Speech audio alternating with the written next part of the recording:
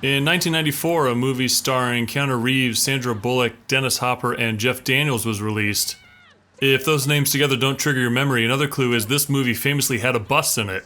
I saw this in a movie about a bus that had to speed around the city, keeping its speed over 50. And if its speed dropped, it would explode. I think it was called The Bus That Couldn't Slow Down. Or also known as Speed.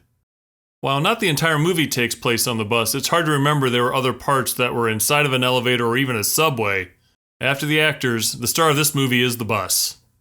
In June 2018, the auction house Profiles in History held an auction titled Icons and Legends of Hollywood. Among the items up for auction were several items from the movie Speed. One item was a bus cutaway used for special effects and interior shots. But the most interesting item was one of the actual buses used during production.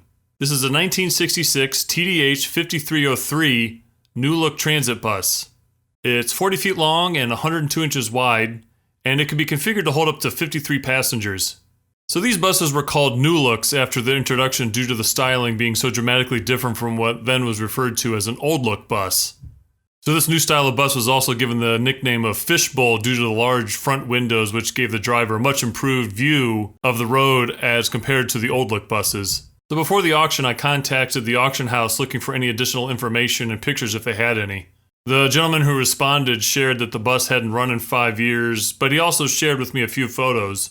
Here's a shot of the Detroit diesel engine, and here's the builder's plate. So this is riveted at the front of the bus near the top step as you enter the bus, and you can see here it shows the model number and coach number or serial number of the bus. So this particular TDH 5303 has the coach number of 4397. So in this other picture shows a different data place somewhere on the bus. It looks to be near a window frame, so maybe in the driver's area? I don't really know, to be honest. An excellent online resource for bus information is the Ohio Museum of Transportation. On their website, they have production lists for probably every transit bus model that you can think of.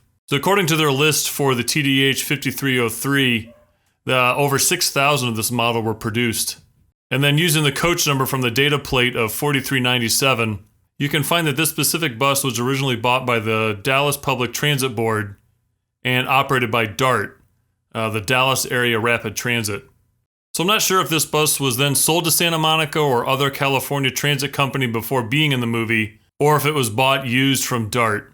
So in total, depending on what online resource you look at, 11 or 12 of these buses were used for making of this movie.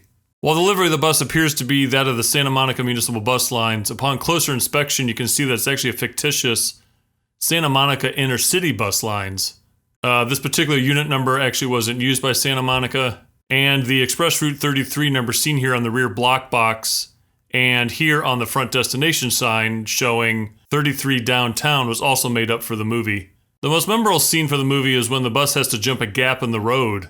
So at the time of production, the interchange of Interstate 105 and 110 was under construction. The movie used a gap in the ramp from the 105 to 110 for the particular jump scene. Honestly, this has got to be one of the greatest bus scenes, and I highly doubt it'll ever be topped.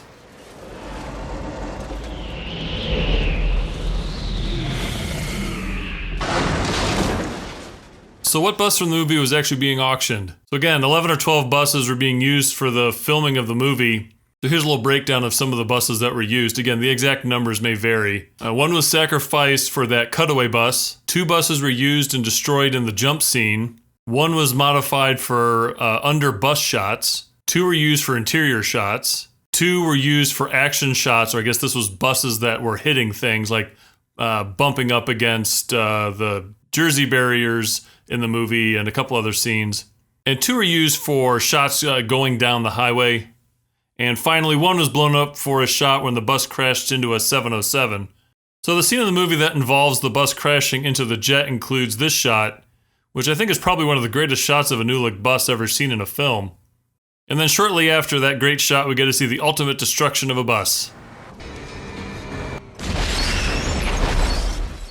Man, that is one cool way to destroy a bus. So online reports are consistent that 2 buses were used for shots showing the bus driving around. So it's safe to say that the bus sold at the auction is one of these 2 buses. I was curious to see if it was possible to identify the bus in any part of the movie. I noticed in the auction picture here that the driver's side window was missing part of the window frame. So in this shot, you can see the window has the complete frame on all four sides. This window is open, so you can see only one of the two frames, but both would be the same. But in this other shot, you can see that two edges of the frame have been removed so that there's no frame in the middle of the window. And in the second shot, you can see the window is closed and the frames in the middle are removed. My wife pointed out that this was probably done for these scenes so you can get a clear view of the driver inside the bus. Well, it's easy to remember that Sandra Bullock is the driver of the bus. I think we need to honor the actor Hawthorne James as a hardworking bus driver who played a key role in this movie. Nice work, Hawthorne. So what did this bus sell for at auction? In the auction catalog, the estimated price for the bus was $20,000 to $30,000. When the auction finally closed, the final price was $102,400. I mean, that is a lot for a bus. So is it worth that much? As they say, it's only worth what someone's willing to pay for it.